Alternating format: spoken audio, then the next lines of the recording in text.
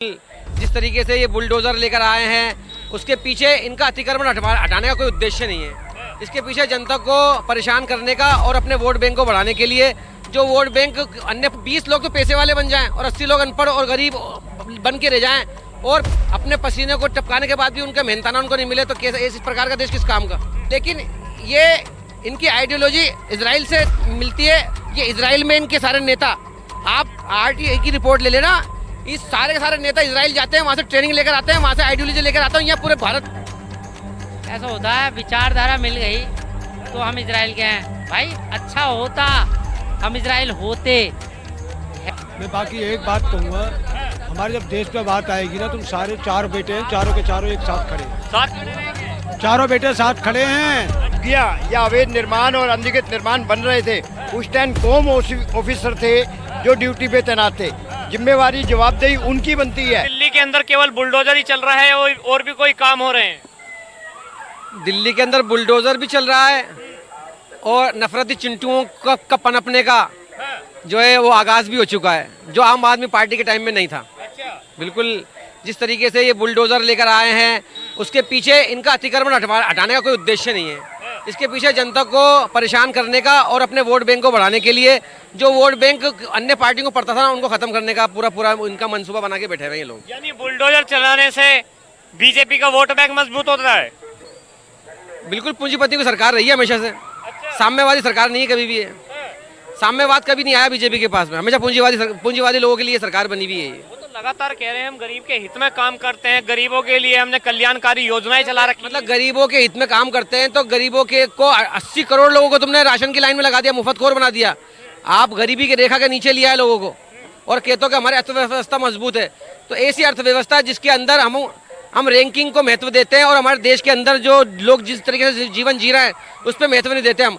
मतलब 20 लोग तो पैसे वाले बन जाएं और 80 लोग अनपढ़ और गरीब बन के रह जाएं और अपने पसीने को टपकाने के बाद भी उनका मेहनताना उनको नहीं मिले तो कैसे इस प्रकार का देश किस काम का। चौथे नंबर की भी अर्थव्यवस्था भारत बन गया।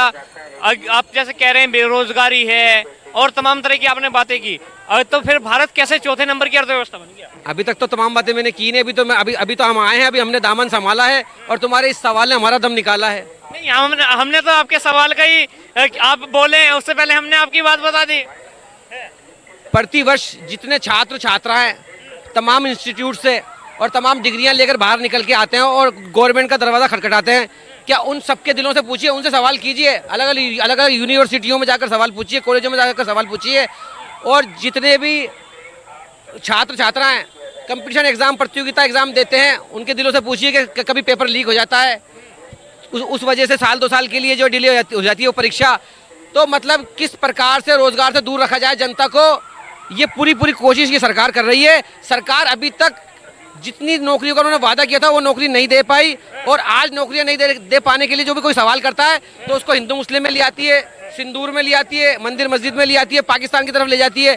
हमें हमारे देश की बात करनी चाहिए कि हमारे देश के अंदर हम किस प्रकार से तरक्की कर सकते हैं, अमन चैन पैदा कर सकते हैं, लोगों को खुश रख सकते हैं। इस राजनीति से भी हम जीत सकते हैं, लेकिन हमें भरोसा नहीं है कि हम इस राजनीति से जीत पाएंगे। जनता के अंदर इनको चाहिए कि हम मसाला कैसे पैदा करें। तो ये एक ऐसे मार्ग पर जा रहे हैं जो कि विचारधारा इजराइल की है।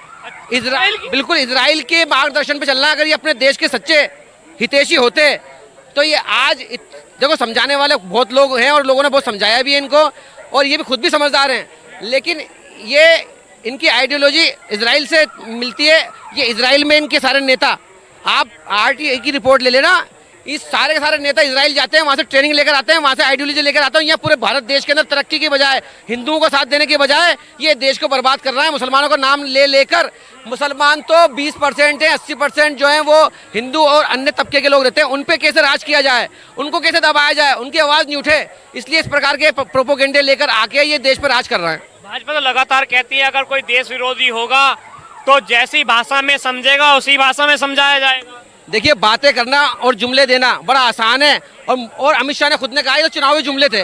अरे जब इंसान गलती कर रहा है, भरे मंच के ऊपर चुनावी भाषण के दौरान कह रहा है कि मैं सबको 15-15 लाख रुपए दूंगा, बाद में कहता है तो जुमला था, तो मतलब आप झूठ बोल रहे थे ना। तो चुनाव आयोग इसका एक्शन लेता है।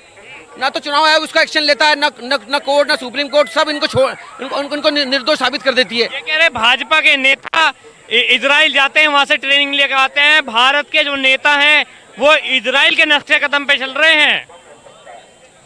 ऐसा होता है, विचारधारा मिल गई तो हम इजराइल के हैं। भाई अच्छा होता हम इजराइल होते, है नहीं, क्योंकि अगर इजराइल होते तो जितना जो 3 दिन में कराया ना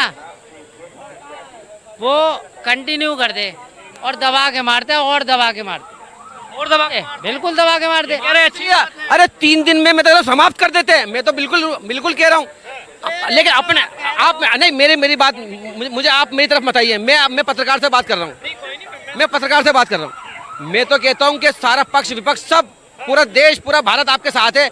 आप 3 दिन के अंदर क्या, आप 6 दिन में अभी और दोबारा चांस ले लो, खत्म कर दो, हमें कोई दिक्कत नहीं है, क्योंकि हम तो हमारे देश के हैं। हमारे देश के अंदर नफरत नहीं होनी चाहिए। हमारे दोबारा चांस ले लो, देश के साथ खड़ी है जनता, फिर क्यों पीछे हट रहे हैं मोदी जी? जनता तो साथ है, मैं जनता के ऊपर कोई जनता जनार्दन के ऊपर कोई क्वेश्चन भी नहीं उठाना चाहता, मगर जो पीछे बैठे हुए विपक्षी नेता है ना, वो जो देश में घूसखोरी का काम असदुद्दीन ओवैसी तो जाके मुस्लिम देशों के अंदर पोल खोल रहे हैं पाकिस्तान की। आप कैसे कह सकते हैं विपक्ष से साथ नहीं दे रहे? क्या कर रहे हैं आप? राहुल गांधी क्या कर रहे हैं?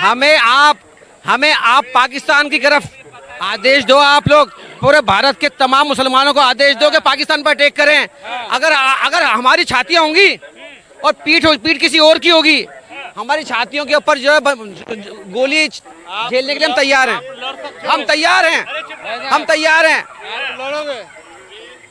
अरे भाई चुप रहे, पी के क्यों बकवास कर रहे हैं? हम तैयार हैं, आप हमें आदेश दो, हम समाप्त करने के लिए तैयार हैं। तैयार हैं सब लोग। भाई साहब, पहली बात, किसी की जरूरत नहीं है। भारत की जो सेना है वो सक्षम है अपनी रक्षा करने के लिए भी और देश की सुरक्षा करने के लिए भी। क्या नाम होगा सर?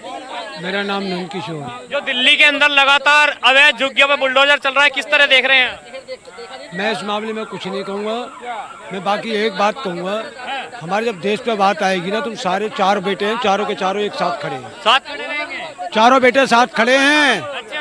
हाँ जी। सरकार लगातार कह रही है कि देश के अंदर अवैध तरीके से जो लोग घुसे पड़े हैं उनको अब भगाया जाएगा। अवैध तरीके से सहारा वाला भी घुसा पड़ा है।